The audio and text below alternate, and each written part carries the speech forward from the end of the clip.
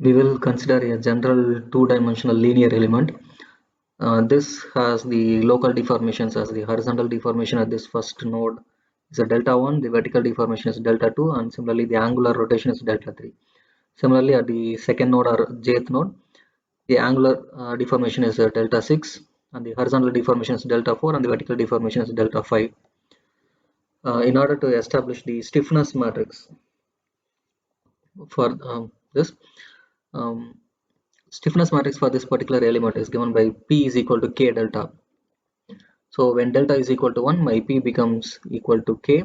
So the force required for unit deformation, that is the stiffness. So when delta 1 is equal to 1 and all other delta are 0, I will get the first column of my stiffness matrix. So when delta 1 is equal to 1, the force required at the first, second, third and up to sixth coordinate, that will give the first column of my stiffness matrix. So the force required at first coordinate is AE by L, and I don't need any forces at delta 2 and delta 3 for this particular deformed shape. And similarly, I need an opposite force in the fourth coordinate with the magnitude of AE by L, so that this delta 4 is also 0, and I don't need any forces at the fifth and sixth coordinates.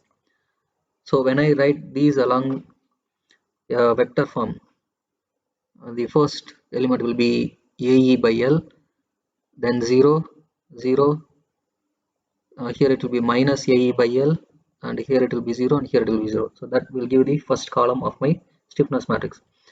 Similarly, when delta 2 is 1 and all other delta are 0, then the force required for this deformed shape is I need a moment of 6EA by L square at both ends, and the support reactions developed will be 12EA by L cube and 12EA by L cube on either sides in the opposite sense. Similarly, for delta 3 to be equal to 1, I need 4EA by L at this joint, and at the opposing end I need 2EA by L.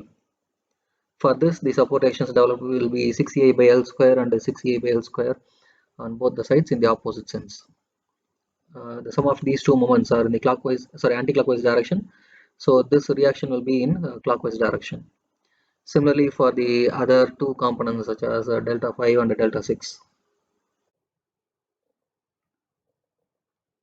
this particular column corresponds to delta 1 equal to 1, and this corresponds to delta 2 equal to 1.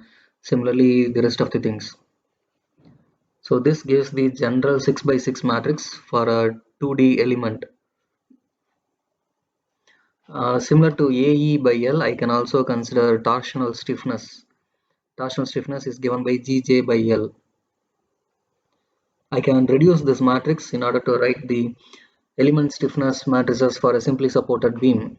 For example, here we are having a rotation coordinate, and here also we are having rotation coordinate. So these two coordinates corresponds to the third and sixth coordinates. So I will eliminate all other rows and columns. I will eliminate first, second, fourth and fifth rows as well as columns, so that I will have this matrix 4A by L, 2A by L, 2A by L and 4A by L. This gives the element stiffness matrix for this simply supported beam.